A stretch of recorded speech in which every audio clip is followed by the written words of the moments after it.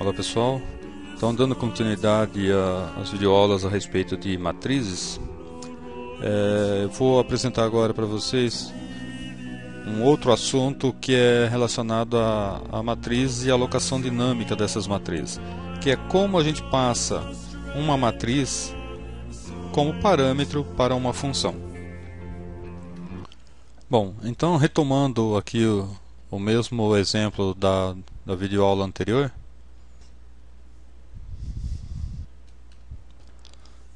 então na videoaula anterior a gente falou a respeito de alocação dinâmica de matrizes.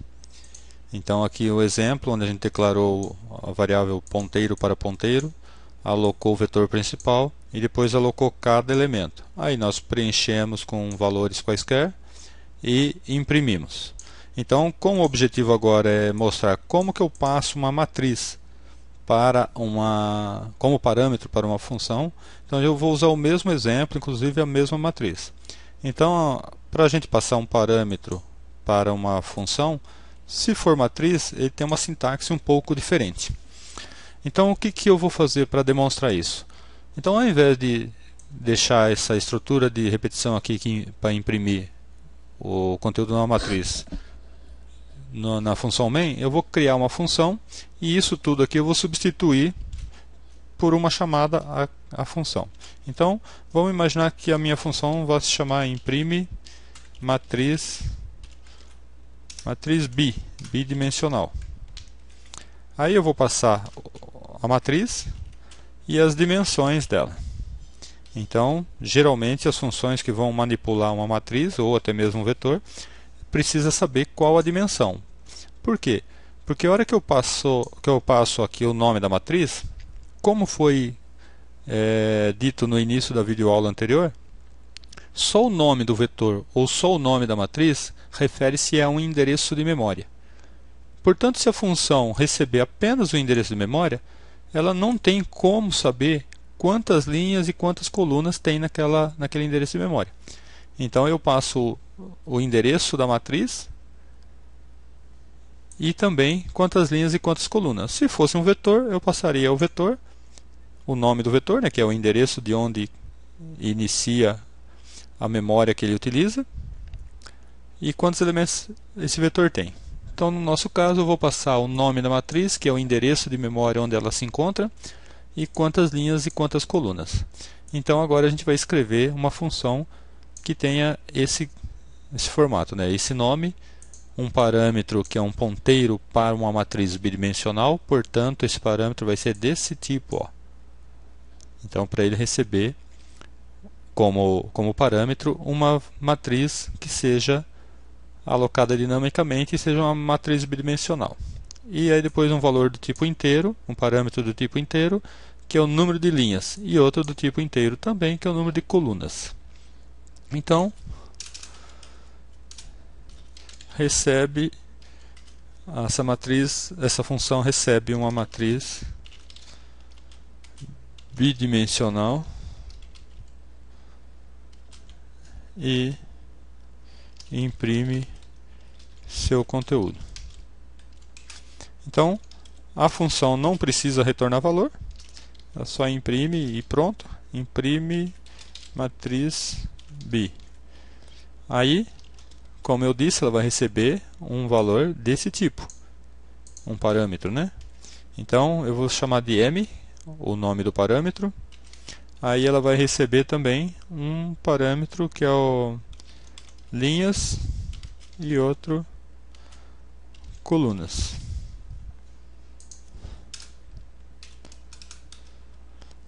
Aí eu vou declarar aqui duas variáveis, L e C, que eu vou usar na estrutura de repetição. Então, para L começando em 0, enquanto L menor que linhas, então L mais mais. E aí a outra estrutura para cada valor de L, que é para cada linha, eu vou entrar numa estrutura de repetição onde C começa em 0, enquanto C menor que colunas, eu vou incrementando e imprimindo. Então Cout, então para cada linha eu entro nesse laço aqui e vou passando coluna por coluna e imprimindo. Então, o nome da minha matriz, aqui ela vai se chamar M, mas é exatamente a mesma matriz da função principal. Então, o M, na verdade, é o endereço de memória. Então, naquele endereço de memória, eu quero que ele entre que ele acesse a posição L, posição C. Então, linha 0, coluna 0 inicialmente. Aí vamos colocar aqui um separador. E aí, terminou de imprimir uma linha, pula para a próxima linha lá na tela, né? E aí vai para o próximo valor de L, portanto para a próxima linha. Aí entra novamente nessa estrutura de repetição, começando em 0, para imprimir cada linha da minha matriz. Tá? Então, seria isso. Então, o que a gente teria que prestar atenção aqui? Se eu tenho aqui uma matriz que é de ponteiro para ponteiro, eu também declaro o mesmo tipo aqui. Se fosse estática, tem outras formas da gente passar. Mas quando a gente usa matriz dinâmica, essa é uma das formas que funciona. Então, se eu executar o programa agora, eu vou salvar ele com outro nome. Então, matriz dinâmica 2. Então, eu vou imprimir, vou executar. Então, agora, ó, aqui está. Então, aparentemente, não tem diferença nenhuma. Mas, para o programador, fica bem mais fácil lidar, né? Então, se eu precisar imprimir uma matriz com 10 elementos, basta eu colocar aqui. Bom, uma outra melhoria que eu vou fazer aqui, ao invés de ficar colocando de forma fixa aqui, a gente poderia pedir para o usuário informar. Então, eu vou colocar aqui int variável L e variável C. Lincoln. Então, eu vou pedir para o usuário cout linhas. Ele vai digitar um valor, que é quantas linhas ele quer para essa matriz. Aí depois, colunas.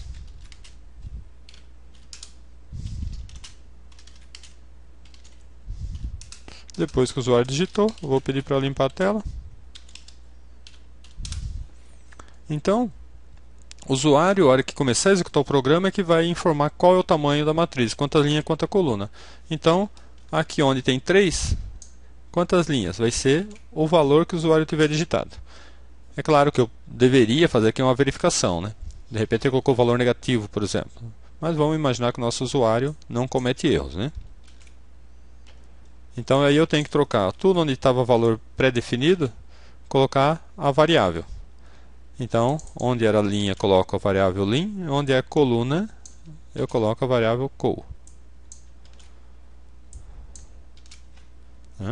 Então, na hora de alocar o vetor principal, na hora de alocar os vetores linha, aqui na estrutura de repetição, que vai contar quantos vetores linha tem que ser alocado, e depois aqui nessa estrutura para preencher a matriz. Então, o laço que vai controlando qual linha que eu estou atuando no momento, e aqui o laço que vai controlando qual coluna. E a hora de chamar a matriz, a gente passa qual é a matriz, qual é o número de linhas, número de colunas. Então, F11 novamente. Aí eu vou digitar aqui, eu quero uma matriz de 5 por 3. Aí está. Vou executar novamente. Agora eu quero uma matriz de 20 por 15. Aí está. Então agora a gente tem verdadeiramente um programa com uma matriz dinâmica.